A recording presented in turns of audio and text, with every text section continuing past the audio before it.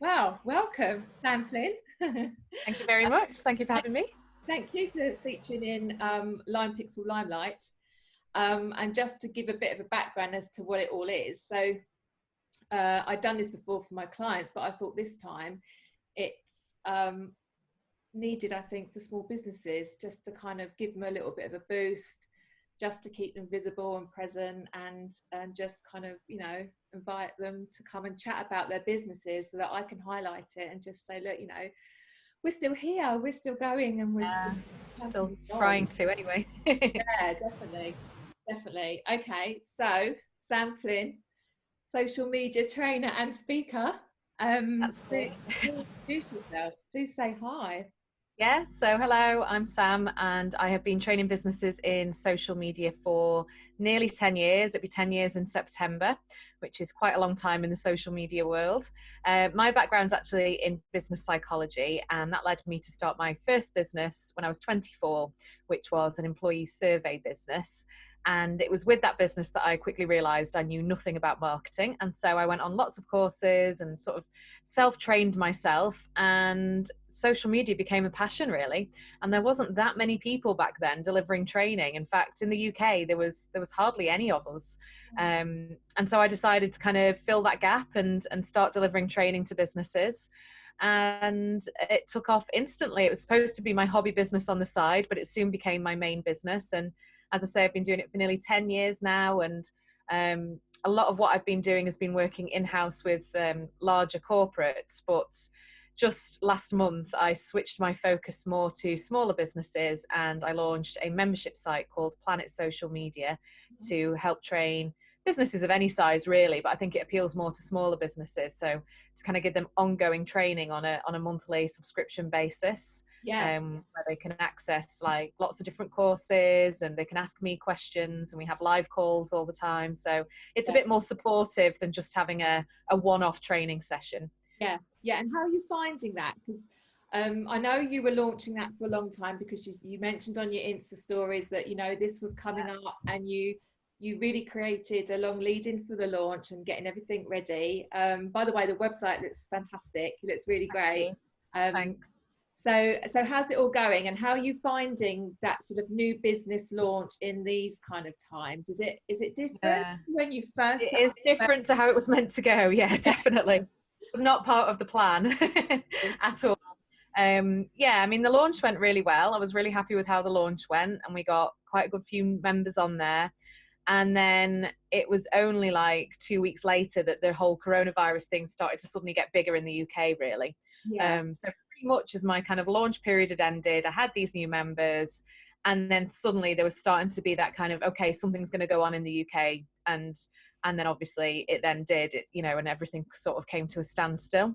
So I only launched a month ago. So it's quite weird having sort of a brand new business in an environment where everything's up in the air. But at the same time, the way I'm kind of trying to look at it as is it's a 100% online business. So I don't need to go anywhere to deliver it. If I hadn't set that up when I had, and if I was sort of waiting to launch later this year, then right now I'd be quite stuck, because I can't go out and deliver corporate training.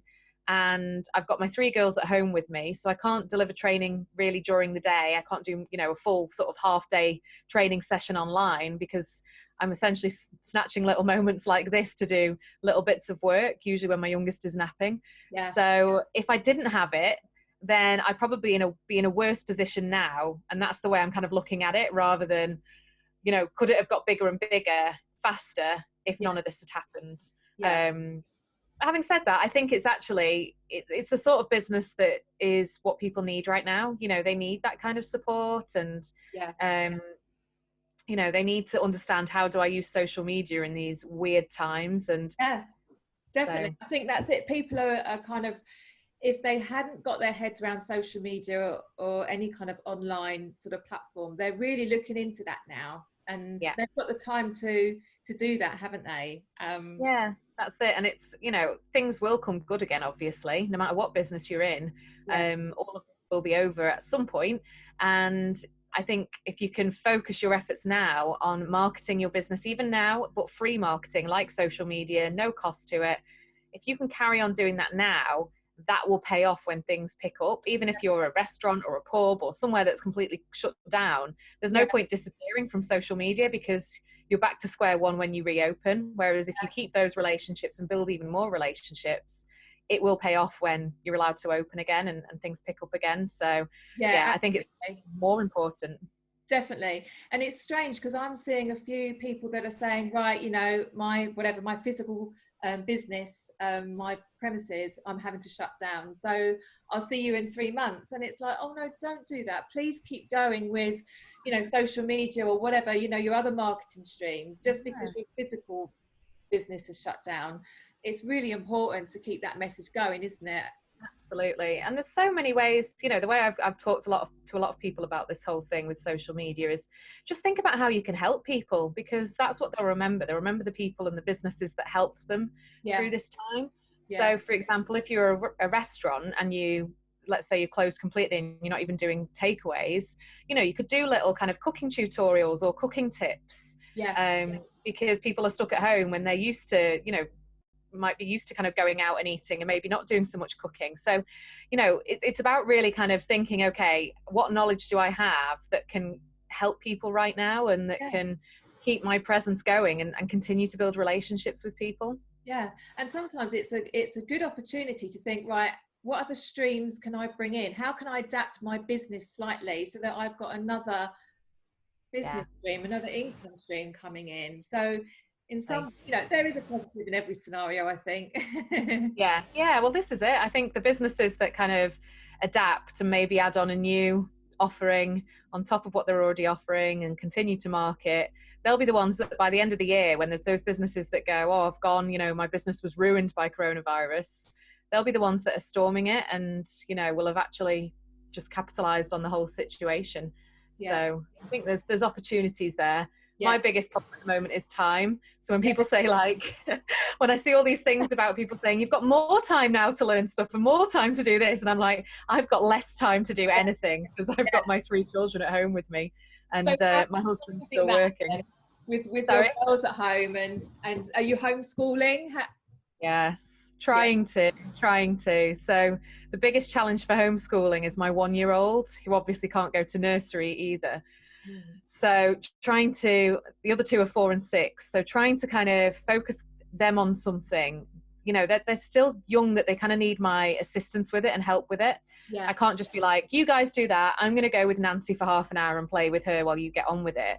They kind of need you there and guiding them through it. So Nancy, my 1-year-old, is the tricky one because she just climbs on the table, scribbles on what they're doing, bashes on the laptop. You know, she just won't let them do anything. So we are trying, we're attempting it, but I'm absolutely in awe of these mums that are running a business and trying to look after the kids, homeschool them as well. Because mine are grown up now and they're kind of doing their own thing, and you know, they're working from home themselves. And I just look at all these pictures and these videos of mums and dads homeschooling, and I think, oh God, I take my hat off to you for doing that, really. It's hard work. I think the key is to take the pressure off. I've kind of decided that if we get through 2 hours of learning a day, we're doing all right.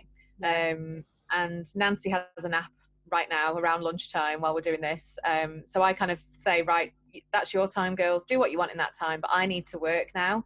And they kind of have to understand that, you know, this is my time to do my work. We've done your work all morning. Now I need to do my work. So I think that works quite well. They tend to go off into separate rooms and have their own space for a bit and watch whatever they want on the telly and play whatever they want. And so we've kind of, I mean, we're only a week in, but we've settled into that kind of pattern now where they know I need to get that kind of focused time to work and do things like this. I mainly just do calls with people and calls with my members and chat to people and, you know, and then once they're in bed, I try and get the laptop out again and just do a little bit more. But definitely I'm working far less than I was before. I'm just having to squeeze as much as possible into the hours I've got, really. Yeah, that's it. I think you just got to do what you can, haven't you, really? I wanted to speak to you about your parody songs, actually, because they're really great. They make me smile. I've seen the one today. I won't say what it is, but you know, I would encourage anyone to go and have a look at Sam's parody song. So we've seen you in a fake beard, and we've seen you in a long red wig. You know what's coming up next? Are you able to give any hints? Well, you know what? I'm terrible because they're at the end of every month. I put it out there, and I probably get to about 2 days before I'm meant to actually put it out there, and I go, "Oh God, what shall I do this month?" I'd love to have like a plan of, all these, oh right, that'll be good for that month, and we'll do that month, but no, they are off the cuff. I wrote the one that's gone out today. I wrote on Saturday and I recorded yesterday, and then put it live today. I did have the idea in my head, but I just didn't have any time to write it. So my husband took the girls out in the garden to play, and I said, right, I've got to get this song written. So yeah, I don't know what's coming next. I've had lots of suggestions for songs from people, but obviously they just suggest the song, and then I've got to adapt it with the words. So it's always thinking, how can I turn that into a theme around social media or around business? So we shall see what next. It's really, really clever. Okay, so I mean, how do you think that people can get in contact with you the best way if they want to, understand a bit more about what you do? Perhaps if you want to point them to the direction of Planet Social Media, and the membership sites. Yeah, absolutely. In fact, at the moment on Planet Social Media, I've got a £1 sign up, so you can join it for 2 weeks for only £1, just while this whole craziness is going on. There's not really an end date on that at the moment. I guess the end date will be when things start picking up for everyone again and people start to relax back into normal life. But yeah, at the moment you can join Planet Social Media for £1, and that gives you a 2-week trial. Before you kind of go into the usual £29 a month, but obviously you can just come along for the 2 weeks and cancel. So that's at planetsocialmedia.co.uk, and that's all set up with the £1 trial and everything. And then come and follow me on social media. On most of them I'm at Sam Flynn SM, as in social media, Sam Flynn SM. So that's usually the best place to get me. I'm still on social media every day. That's one thing that's way up my priority list. So when I do have work time, I'm on social media. Excellent. Lovely. Thank you for featuring today, Sam. It's great to have you on, and I shall speak to you soon. Thanks very much. See you later.